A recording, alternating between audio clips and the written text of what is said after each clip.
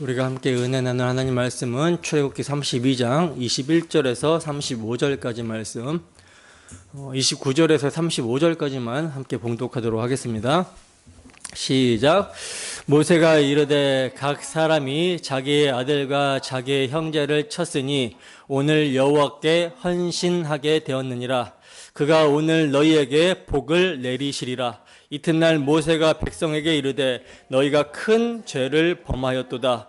내가 이제 여호와께로 올라가노니 혹 너희를 위하여 속죄가 될까 하노라 하고, 모세가 여호와께로 다시 나아가 여짜오되 슬프도소이다. 이 백성이 자기들을 위하여 금신을 만들어 싸우니 큰 죄를 범하였나이다. 그러나 이제 그들의 죄를 사하시옵소서. 그렇지 아니하시오면 원하건대 주께서 기록하신 책에서 내 이름을 지워버려 주옵소서. 여호와께서 모세에게 이르시되 누구든지 내게 범죄하면 내가 내 책에서 그를 지워버리리라. 이제 가서 내가 내게 말한 곳으로 백성을 인도하라. 내 사자가 내 앞서 가리라. 그러나 내가 보응할 날에는 그들의 죄를 보응하리라. 여호와께서 백성을 치시니 이는 그들이 아론이 만든 바 그 송아지를 만들었음이더라. 아멘. 여호와께 헌신, 여호와께 헌신이라는 제목으로 하나님 말씀 증거하도록 하겠습니다.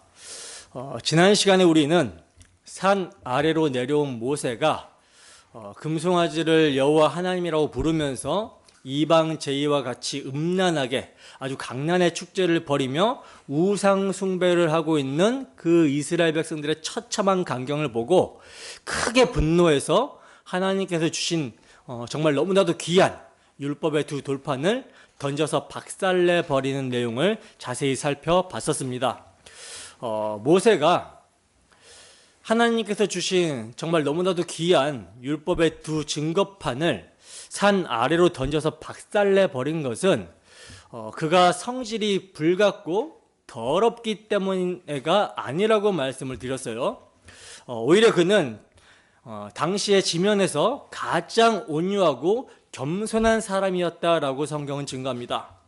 그러면 그런 그가 율법의 두 돌판, 그것도 하나님께서 주신, 친히 준비하여 주시고 친히 기록하여 주신 너무나도 귀한 이 두 증거판을 왜 던져서 박살내 버린 것인가? 왜 던져서 박살낸 거예요? 모세는 산 위에서 이미 하나님으로부터 들었죠.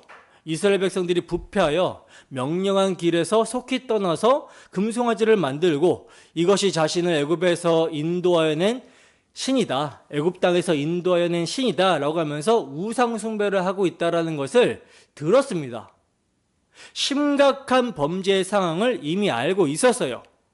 그런데 그렇게 알고 있었음에도 실제로 내려가서 직접 눈으로 목격을 하고 나니 하나님의 마음이 어떠한지를 알게 된 것이죠. 그래서 하나님이 죄를 정말 얼마나 미워하시는지를 모세는 율법의 돌판을 던져 박살냄을 통해서 보여줬던 거예요. 그러니까 모세의 분노는 개인적인 어떤 감정이 아니라 죄를 미워하시는 하나님의 거룩한 분노를 반영하고 있었던 것입니다. 나아가 모세가 하나님으로부터 받은 율법판을 던진 두 번째 이유는 이 율법판 자체가 의인에게는 뭘 요구하죠? 사랑하라고 요구하고, 또 죄인에게는 공의에 따른 형벌, 죄의 삭신 사망을 요구합니다. 근데 지금 이스라엘 백성들은 자기를 위한 신으로 금송아지를 만들어가지고 우상 숭배함으로써 하나님을 사랑하라고 하는 1계명부터 4계명까지를 싹 다 범하고 있는 거예요. 그러니 지금 이 율법의 돌판이 이스라엘 백성들과 저촉이 되게 되면, 그대로 적용이 되게 되면 어떻게 되겠어요? 율법의 저주를 받아 죽을 수밖에 없는 거예요. 그래서 모세는 율법의 돌판을 깨뜨려 버린 것입니다. 이것은 뭘 보여주고 있느냐? 율법의 행위로는 그 누구도 의롭다함을 받을 수 없다라는 것과 오직 은혜로 깨어진 율법의 돌판과 같이 죄인을 대신하여 율법의 저주를 받은 바 되사 십자가에 자기 몸을 깨뜨려 버리신 예수 그리스도를 믿음으로만 의롭다 하심을 받을 수 있다라는 것을 계시하고 있는 거였어요. 그러므로 모세가 깨뜨린 율법의 두 돌판과 같이 왜 예수님께서 깨뜨려져야 됐는지, 십자가에서 왜 율법의 저주를 받으시고 피 흘려셔야 됐는지 성령이 임하여 알게 된 자들은 무엇을 자랑할 수밖에 없습니까? 금송아지 우상과 한 몸이 되어버린 정말 나 같은 죄인을 구원하시기 위해 율법의 저주를 받아 마땅하고 영원한 심판을 받아 마땅한 본질상 진노의 자녀인 나 같은 죄인을 구원하시기 위해 나를 사랑하사 나를 위하여 자기 목숨 버리신 하나님의 아들의 십자가, 그 대속의 십자가 은혜만을 자랑할 수밖에 없는 것이죠. 죄인인 우리의 정욕과 탐심을 그리스도께서 십자가에 못 박히실 때 함께 못 박아 버리셨고, 우리가 마셔야 되는 저주의 금송아지 가루를 그리스도께서 다 받으셨습니다. 그러니 우리는 우리 주 예수 그리스도의 십자가 외에는 결코 자랑할 것이 없는 거예요. 여러분들은 왜 예수님이 율법의 돌판이 깨트려짐과 같이 깨트려질 수밖에 없었는지를 아십니까? 이를 정말 알고 처절하게 알고 나의 구원한 십자가만을 붙들며 십자가의 영원한 속죄의 피를 흘리신 우리 주 예수 그리스도만을 자랑하고 있습니까? 기독교 신앙은요, 십자가입니다. 구원을 주시는 하나님의 능력은 십자가의 도예요. 이건요, 아무리 강조하고 또 강조해도 지나치지 않습니다. 십자가의 도가 하나님의 지혜이며 하나님의 능력입니다. 믿으십니까? 그 십자가의 도가 여러분들 안에 오늘도, 지금도, 이 시간도 역사하고 있습니까? 복음의 말씀을 사용하신 주 성령의 역사로 말미암아 십자가의 도가 우리 모두에게 구원을 주시는 하나님의 능력으로 역사하기를 소원합니다. 그리하여 우리 주 예수 그리스도의 십자가만을 자랑하는 우리 모두가 되기를 주님의 이름으로 축원합니다. 본문 21절 보겠습니다. 함께 했습니다. 시작. 모세가 아론에게 이르되 이 백성이 당신에게 어떻게 하였기에 당신이 그들을 큰 죄에 빠지게 하였느냐. 아멘. 자, 보세요. 이제 산에서 내려온 모세가 아론에게 묻습니다. 도대체 이 백성이 당신에게 어떻게 무슨 일을 했기 때문에 당신이 그들로 이렇게 큰 죄에 빠지게 했습니까? 이렇게 물었어요. 여러분, 지금 아론의 타락은 목회자의 타락, 지도자, 영향력이 굉장히 큰 사람의 타락인 것이죠. 이 아론의 타락으로 이스라엘이 우상 숭배에 빠지게 되었습니다. 그냥 한두 사람이 빠진 게 아니라 온 이스라엘로 죄를 짓게 했다라는 거예요. 그러니까 지도자가 얼마나 중요한지를 우리는 보게 되죠. 그래서 예수님께서도 지도자의 중요성을 이렇게 말씀을 하십니다. 누가복음 6장 39절입니다. 함께 했습니다. 시작. 또 비유로 말씀하시되 맹인이 맹인을 인도할 수 있느냐? 둘 다 구덩이에 빠지지 아니하겠느냐? 아멘. 보세요. 주님께서 뭐라고 말씀하시죠? 맹인이 맹인을 인도할 수 없다라고 말씀하시죠. 만약에 그렇게 되면 둘 다 구덩이에 빠지게 된다. 둘 다 잘못되게 된다라고 말씀을 하시고 있어요. 그러니까 지도자가 제대로 잘 세워지지 않으면 엉뚱한 길로 인도함을 받게 되고 결국은 그 지도자와 함께 망하게 된다라는 거예요. 자, 그러면 모세는 왜 이렇게 아론에게 자초지종을 묻고 있는 걸까요? 사실 모세가 이거 물을 필요가 없거든요. 그냥 백성들로 하여금 범죄한 죄를 결과만 놓고 책임을 묻고 혼내면 되는데 자초지종을 묻고 있어요. 이것은 뭐냐? 모세가 지금 아론에게 기회를 주고 있는 거죠. 어떤 기회를 주는 거예요? 회개할 기회를 주고 있는 거예요. 물론 책임은 마땅히 물어야 되겠지만 그가 어떤 말을 하느냐에 따라서 그의 신앙 상태가 보여질 수가 있겠죠. 그죠? 자, 그러면 모세가 주고 있는 기회에 아론이 어떻게 답변을 하는가? 아론은 마땅히 책임을 져야 되는 위치에서 모세가 아론에게 회개의 기회를 주고 있음에도 불구하고 회개를 하고 있지 않습니다. 그럼 무엇을 하는가? 변명을 하고 있어요. 아니, 변명 정도가 아니라 자세히 보시면 자신이 맡아야 되고 책임져야 되는 백성들을 고발을 하고 있습니다. 고발까지 하고 있어요. 변명뿐만이 아니라 본문 22절에서 24절 말씀입니다. 함께 했습니다. 시작. 아론이 이르되 내 주여 노하지 마소서. 이 백성의 악함을 당신이 아나이다. 그들이 내게 말하기를 우리를 위하여 우리를 인도할 신을 만들라. 이 모세 곧 우리를 애굽 땅에서 인도해낸 사람은 어찌 되는지 알 수 없노라 하기에 내가 그들에게 이르기를 금이 있는 자는 빼내라 한즉 그들이 그것을 내게로 가져왔기로 내가 불에 던졌더니 이 송아지가 나왔나이다. 아멘. 지금 이게 아론의 변명인데 지금 이거를 아론이 변명이라고 하고 있어요. 모세에게 내 주여 노하지 말라고 하면서 이 백성이 악한 거 당신도 알지 않냐 합니다. 그러면서 하는 말이 뭐냐? 그들이 우리를 인도할 신을 만들려고 내게 말했다, 요구했다 라고 하면서 백성을 고발하고 있어요. 근데 여러분 보세요. 백성들이 아론에게 당신 이거 우리를 위해 만들어내지 않으면 죽여버리겠다, 해코지 하겠다 라고 하는 뭐 이런 협박이 있었습니까? 있었나요? 없었어요. 백성들은 그냥 우리를 인도한 모세가 안 보여서 불안하다, 그가 어떻게 된 거 아니냐, 왜 이렇게 안 내려오냐, 그러니 당신은 우리가 불안하지 않게 우리를 인도할 신을 좀 만들어 달라, 이렇게 부탁을 한 거예요. 근데 아론이 마땅히 여기서 어떻게 나와야 돼요? 백성들의 무지함을 혼내주거나 바르게 가르쳐줘야 되죠. 근데 그러지 않고 어떻게 했다라고 그래요? 그래, 불안할 수 있겠다. 그러면 너희 금 있는 거 있지? 그거 빼서 가지고 와라. 그러자 그들이 가지고 왔고 내가 이것을 만들어줬습니다. 이렇게 모세에게 얘기를 하고 있는 거예요. 참 어이가 없죠. 여러분, 지금 하나님께서 이스라엘에게 주셨던 모든 영광이 다 몸에서 모조리 빠져나가는 느낌이 들지 않습니까? 왜냐하면 백성들이 빼서 아론에게 가지고 온 금은요, 하나님께서 그들에게 주신 전리품이에요. 하나님께서 그들에게 주신 승리의 영광입니다.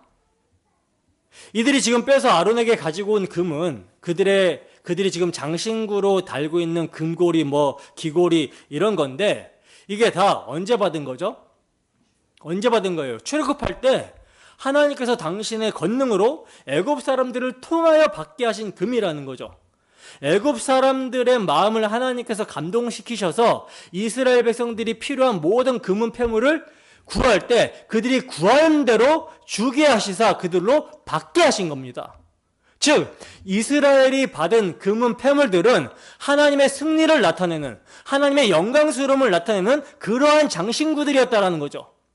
때문에 그저 그냥 자기들을 꾸미기 위해서 있는 것이 아니라 그 장신구를 이스라엘 백성들이 착용할 때마다 그들은 뭘 기억해야 됐어요? 하나님의 은혜를 기억해야 했던 거예요. 하나님께서 주신 승리의 영광, 유월절 어린 양의 피의 권능, 이것을 기억해야 했던 것입니다. 근데 그것을 아론이 빼오라고 했던 거예요. 뭘 만들려고? 우상을 만들려고. 그러니까 아론은 지금 로마서 1장 23절에서 바울 사도가 말씀하고 있는 것처럼 썩어지지 아니하는 하나님의 영광을 썩어질 사람과 새와 짐승과 기어다니는 동물의 모양의 우상으로 바꿔버린 것입니다. 그러면서 오히려 변명을 하고 나아가 백성들까지 고발하고 있는 모습을 우리는 보게 된다는 거죠. 여러분, 진정한 지도자는 백성을 고발하지 않죠. 설령 백성들에게 허물이 있다라고 해도 자신이 부덕해서 그렇다고 하며 책임을 지는 자가 진정한 지도자의 모습입니다. 그런데 지도자가 분명히 잘못을 했어요. 근데 그 잘못한 것이 드러나자 그래서 자신이 책임져야 될 것 같으니까 백성들을 고발한다? 백성들에게 책임 전가한다? 이거는 정상적인 지도자의 모습이 아니죠. 제가 설교 준비하면서 오늘날 지금 국회에서 일어나는 일들이 생각이 나는데 이런 모습은 정상적인 지도자의 모습이 아니죠. 근데 지금 이 아론이 대제사장으로서 백성들을 대표하여 하나님을 섬기고 있는 사람이 이런 짓을 하고 있는 거예요. 마땅히 책임을 자기가 지려고 하지 않고 잘못을 인정하고 자신이 책임지려고 하지 않고 오히려 백성들에게 책임을 전가하려고 하고 있는 모습입니다. 그러나 백성들이 금송아지를 만들라고 요구했다 할지라도 지도자에게 있어서 이런 변명이 통할까요? 통하지 않습니다. 왜냐하면 그의 위치가 지도자의 위치이기 때문에 그래요. 지도자는요, 지도를 하는 사람이지 지도를 받는 사람이 아닙니다. 그래서 뭘 해달라고 할 때 그냥 덜컥 해주는 사람이 아니라는 거죠. 하나님은 이미 법과 질서를 주셨습니다. 그러면 그 법과 질서에 따라서 신중하게 생각해보고 정말 그러한가, 내가 이러한 결정을 했을 때 백성들이 여호와 하나님을 더욱더 사랑하고 더욱더 잘 섬길 수 있을 것인가, 이것을 결정할 수 있는 사람인데 그가 뭘 잃어버렸어요? 그가 이 결정력을 잃어버렸어요. 결정력을. 오히려 결정력을 우상 숭배하는 백성들에게 맡겨버립니다. 아론은 우리의 지도자이신 예수님과 너무나 다른 모습을 하고 있죠. 죄 없으신 예수님은 우리 죄를 대신해서 당신이 책임지시고 심판을 받으셨는데 아론은 마치 아담처럼 하나님께서 내게 주신 이 여자가 나로 먹게 했습니다라고 변명을 하고 있고, 또 여자는 어떻게 하고 있어요? 하나님께서 만드신 뱀이 나를 깨어 먹게 하십니다. 이렇게 변명을 하여 책임 전가를 하고 있듯이 백성들을 탓하고 있는 거예요. 결국은 하나님 탓을 하고 있는 거죠. 근데 여러분, 아담 입장에서는요, 하와가 나에게 주어서 먹게 했다라는 변명이 통할까요? 통하지 않을까요? 결코 절대 통하지 않습니다. 왜냐? 하나님께서는 아담을 모든 것을 관리하도록 대표자로 세워주셨기 때문이에요. 근데 오늘 본문에서 아론이 백성들에게 지금 책임을 전가시키고 고발하고 있는 모습은 그 모습 속에서 뭘 보여주고 있는 거죠? 타락한 아담의 모습을 그대로 보여주고 있는 것이죠. 자기중심적인 모습, 자기중심. 타락한 아담이 범죄로 인하여 가지게 된 것이 바로 자기사랑, 자기중심이거든요. 백성의 유익을 구하고 사랑으로 보호하는 것이 전혀 나타나지 않습니다. 그저 자기. 아론만 그렇습니까? 아론은 목회자의 모습이라고 했는데 목회자들도 이런 모습이 참 많습니다. 하나님께서 책망하실 때 너 왜 그렇게 목회했냐? 너 왜 강단에서 내가 시키지도 않은 엉뚱한 소리를 하고 개그맨들 불러갖고 쇼하고 이상한 짓 했냐? 교인들이 그걸 원했는데요. 이게 안 된다는 거예요. 성경에는 어떻게 되어 있느냐? 예수님께서는 뭘 전하라고 하시느냐? 이걸 하나님께서는 묻는다라는 거죠. 그러니까 지도자는 예수님께서 말씀하신 것, 사도들이 전했던 것을 그대로 전파하는 자지 많은 사람들이 그렇게 가자고 하기에 따라가는 사람이 아니라는 거예요. 세상 전체가 잘못된 걸 말해도 목회자는 그렇게 따라가면 안 됩니다. 이렇게 말을 해야 된다는 거죠. 타락한 목회자들의 변명을 들어보면 대부분 원인을 외부의 환경에서 찾아요. 특히 자기 교인에게 두는 것을 많이 봤습니다. 지금 이 시국에서 목사들이 왜 목소리를 못 내죠? 왜 못 낼까요? 누구 눈치를 보는 걸까요? 당연히 유물론과 진화론의 배경에 있는, 그리고 그런 정책을 내놓는 정당에 대해서 비판하고 잘못됐다 하고 분별해야 된다 하고 헌정 질서와 헌법 질서를 정확하게 가르쳐야 되는데 그런 말을 못하고 있다는 것은 누구 눈치를 보는 거예요? 교인들 눈치를 보고 있는 거죠.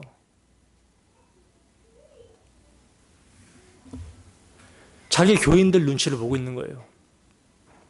뭐 저라고 안 그럴 리가 있겠습니까? 저도 연약한 인간으로서 넘어질 수가 있죠. 제게도 아담의 제약된 습관이 몸에 배어 있습니다. 습관처럼 되어 있어요. 저뿐만이 아니죠. 목회자만 조심하면 되겠네? 이게 아니에요. 제가 아까 누구를 예를 들었습니까? 아론이 아담을 쏙 닮았다고 했잖아요. 즉 이거는 남편들에게도 하는 말이에요. 남편들, 가장인 남편들도 마찬가지입니다. 선악과는 하와가 따먹었잖아요. 먼저. 근데 왜 하와가 아닌 아담이 범죄하였다라고 성경이 증거를 합니까? 하나님이 아담을 대표자로 세웠기 때문에 그렇습니다. 근데 아담의 변명을 따라 하지 않는 남편이 얼마나 될까요? 목회자가 어떤 가정의 남편을 책망합니다. 당신 왜 이렇게 주의 뜻을 모르고 예배를 타협하고 신앙을 타협합니까? 제 아내가 이렇게 해서요. 제 아들이, 제 딸이 이러이러해서요. 또는 상황이, 여건이, 환경이 이러이러해서 그렇습니다. 이게 안 통한다라는 거예요. 가정은 질서상 대표고 가정을 하나님의 말씀으로 다스려야 되는 그런 위치에 하나님이 세워주셨습니다. 그래서 모든 면에서 신앙의 본이 되어야 된다는 거죠. 근데 가장이 중심을 잡지 못하고 휘둘리면 되겠냐는 거예요. 그리고는 아내 탓하고 자식 탓하고 환경 탓하면서 제가 이러이러해서 우상숭배했습니다. 이거 안 통한다라는 거죠.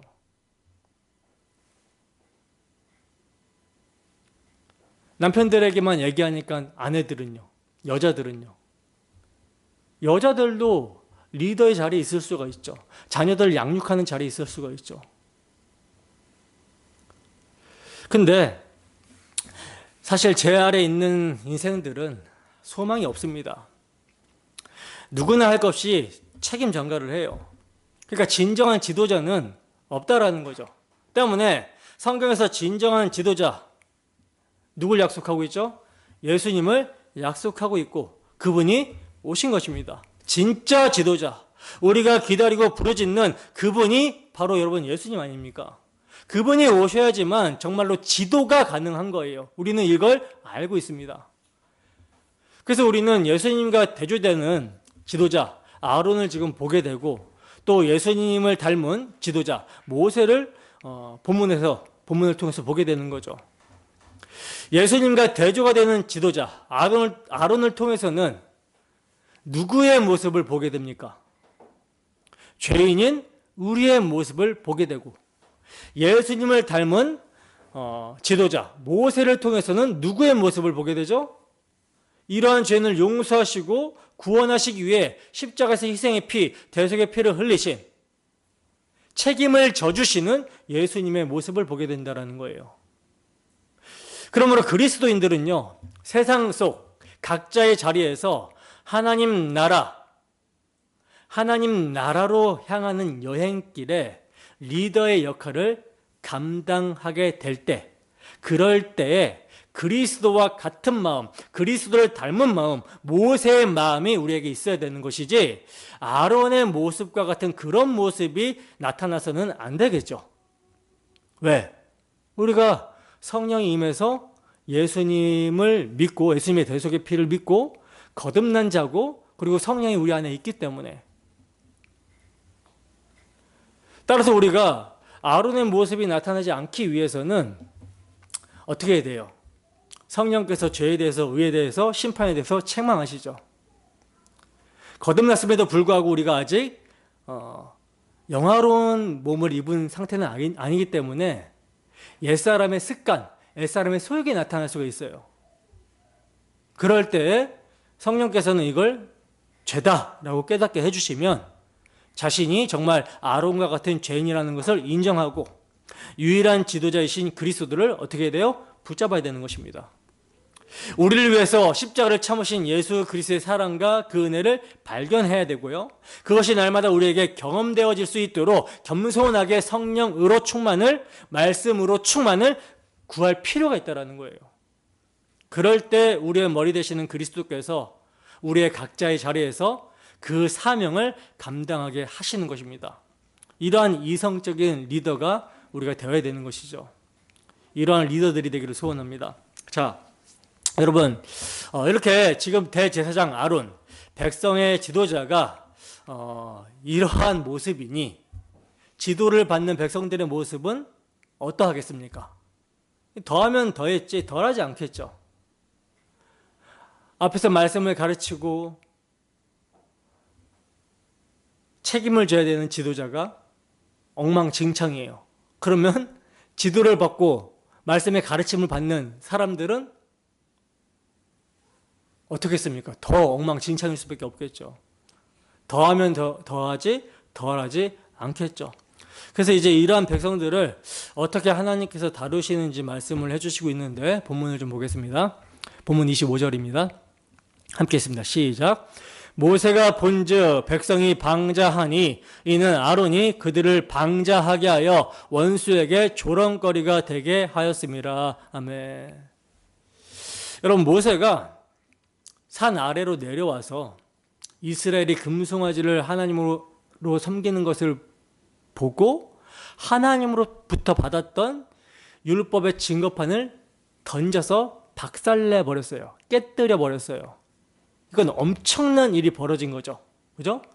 근데 이들이 모세가 내려왔고 그리고 받아왔던 증거판을 던져서 박살내 버린 것을 보면서도 어떻게 하고 있다라고 그래요?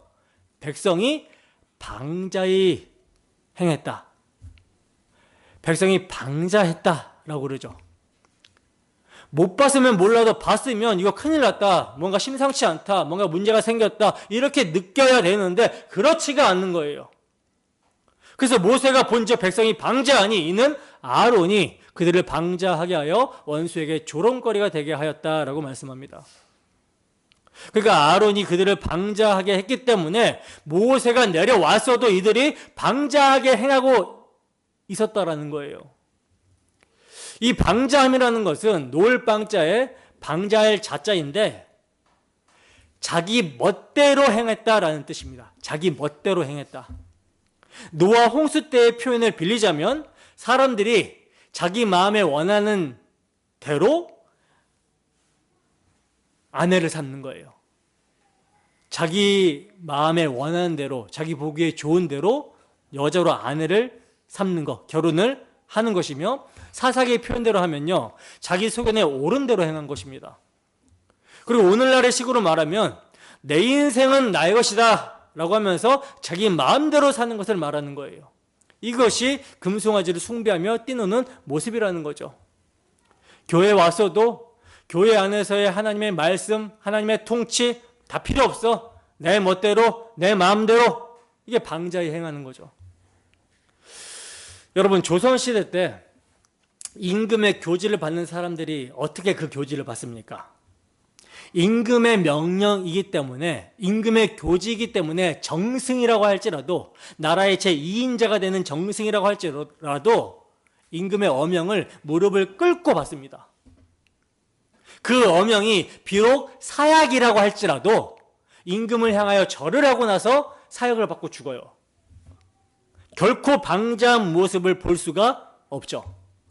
근데 지금 이스라엘은요, 누가 왕이에요? 하나님이 왕이신데 그 왕의 교지를 모세가 받아가지고 내려왔는데 방자하게 자기 마음대로 행하고 있어요. 심지어 그들의 방자함으로 율법의 돌판이 박살났는데, 깨졌는데도 여전히 방자하다라는 것은 뭡니까? 이들이 눈에 보이는 하나님을 왕으로 인정하지 않는 것입니다. 하나님의 말씀에는 관심이 없고 그저 나에게만 몰두하여 자기를 위한 신을 섬기고 있는 거예요. 자기를 사랑하고 돈을 사랑하고 쾌락 사랑하기를 하나님보다 더하는 모습이 방자한 모습입니다. 그러니까 오늘날 우리가 이런 사고를 가지고 있으면 모두가 다 금송아지 우상 숭배를 하는 것과 다를 바가 없다라는 거예요. 내 인생은 내 것이니 멋지게 한번 내가 개척해 보겠다. 이게 바로 금송아지 우상 숭배라는 거죠. 근데 여기에 걸리지 않는 사람이 누가 있겠습니까? 모든 사람이 제멋대로 행하고 있으니까 하나님 앞에서는 우상 숭배라는 거예요. 심지어 예수님을 주님이라고 부르면서 모인 교회, 이 교회 공동체에도 이러한 모습이 나타납니다. 자기 멋대로 하는 모습. 자기 멋대로 해요. 기분 나빠? 예배당에 안 나타나. 왜? 내 기분이, 내 감정이 상했으니까. 분명히 주님이라고 고백했으면, 주라고 고백했으면 그 주님의 통치를 받고 그 주님을 따라가야 되는데, 말은 주님이라고 불러놓고 자기 감정을 우상숭배하고 자기 기분을 우상숭배하고 제 멋대로 사는 사람들이 교회 안에 너무나 많다라는 거죠. 여러분, 우리는 하나님의 말씀대로 살고 있습니까? 예수님을 정말로 주님으로 모시고 주인이 지시하는 대로 살아가십니까? 아니면 여전히 땅에 있는 지체의 소욕대로 살아갑니까? 땅에 있는 지체는 곧 음란과 부정과 사욕과 악한 정욕과 탐심이라고 바울사도가 증거하고 있고, 또 탐심은 우상숭배라고 말씀하고 있음에도 여전히 그리스도와 함께 감춰진 생명 위의 것을 찾기보다는, 땅의 지체를 죽이기보다는 자기 욕심을 따라 자기 감정을 숭배하고 자기 즐거움을 숭배하고 자기 자아를 숭배하고 이러고 있지는 아니하는 거예요. 그러므로 성경은요, 광야 이스라엘 백성들의 모습을 통해서 이러한 우리의 모습을 고발하고 있는 것입니다. 우리가 어느 정도까지 불순종하며 제멋대로 사는 삶을 철회하지 않습니까? 본문에 의하면 하나님의 말씀이 깨어졌음에도 불구하고 회개하기는커녕 내 멋대로 살겠다 축제를 벌이는 정도입니다. 이걸 오늘날로 말하면 말씀이 육신이 되어 이 땅 가운데 오신 예수님이 십자가에서 깨어졌다라고 하는데도 왜 예수님이 십자가를 지셨는지 전혀 생각하지 않고, 회개하기는커녕 자기 마음대로 자기 멋대로 자기 육체의 욕심대로 행하면서도 자신은 나름대로 하나님을 잘 섬기고 있다라고 하면서 율법이 깨지든지 말든지 나는 내 식대로 하나님을 섬기겠다, 이런 모습이 방자함이라는 거예요.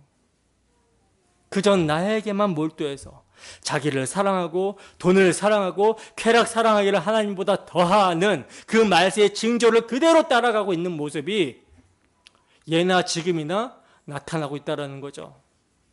이러한 방자한 모습이 교회에 많이 나타난다는 것이 무엇보다도 주님의 마음을 아프게 합니다.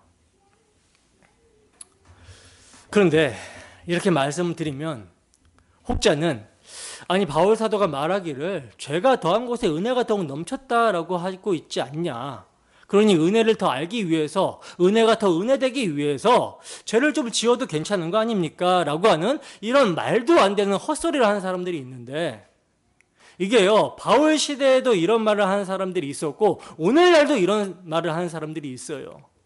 죄를 가볍게 생각합니다. 그러나 이런 말을 하는 사람들에게 바울 사도가 어떻게 대답합니까? 로마서 6장 1절에서 2절 말씀입니다. 함께 했습니다. 시작.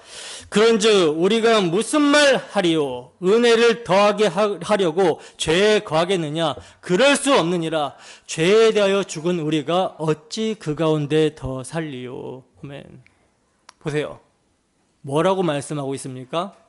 그럴 수 없느니라. 그럴 수 없다라고 그러죠. 죄에 대하여 죽었는데 어찌 그 가운데 더 살리요? 그러니까 하나님께서 죄에서 자유를 주신 것은 죄를 마음대로 지을 수 있도록 해주신 것이 아니라 죄를 이제 안 지을 수 있도록 자유를 주신 거예요. 죄의 값이 다 지불되었어요. 영원히 속량이 되었습니다. 그래서 이제 그 죄의 값이 지불되었음에도 불구하고 죄를 미워하고 죄의 종으로 살아가지 않을 수 있는 자유, 죄로부터 이제 지배를 당하지 않을 수 있는 자유를 주셨다라는 거예요. 그런데 은혜를 더 부각시키고 은혜되게 하기 위해서 죄를 좀 지으면 어떠냐? 이제 내 마음대로 살아도 지옥 안 가니까 내 멋대로 살겠다? 이건 말이 안 된다라는 거죠. 은혜가 참으로 은혜가 되면 방자하게 행하던 삶을 그리스도와 함께 십자가에 못 박았다 여기고, 방자하게 행하고 있었던 삶을 합리화하려고 했던 죄악을 회개함으로써 이제 그리스도와 함께 살게 된 자로, 새로운 피조물로 하나님에 대하여 산 자로 살아가게 되는 겁니다. 그래서 바울 사도가 죄에 대하여 죽은 우리가 어찌 그 가운데 더 살리오라고 했던 거예요. 그럴 수 없다라는 거죠. 이게 무슨 말이냐면, 죽었는데 왜 더 살아가는 것처럼 얘기하느냐? 아직 살아있는 것처럼, 이미 죽었는데 완전히 죽은 것처럼 완전히 안 죽은 것처럼 얘기하느냐? 지금 바울 사도는 예수님의 십자가에 못 박힌 것을 믿는 자는 주의 성령으로 완전히 영원히 거듭나서 더 이상 죄에 대해서 하나도 살아있지 않다. 다만 육체의 습관만 있을 뿐이다. 그러나 이 육체의 습관까지도 영으로서, 영의 생각으로서, 다시 말해서 하나님이 행해 주신 십자가 복음을 늘 생각하고 기억함으로 어떻게 해라? 쳐서 복종시켜라. 죽이라고 말씀을 해주시고 있어요.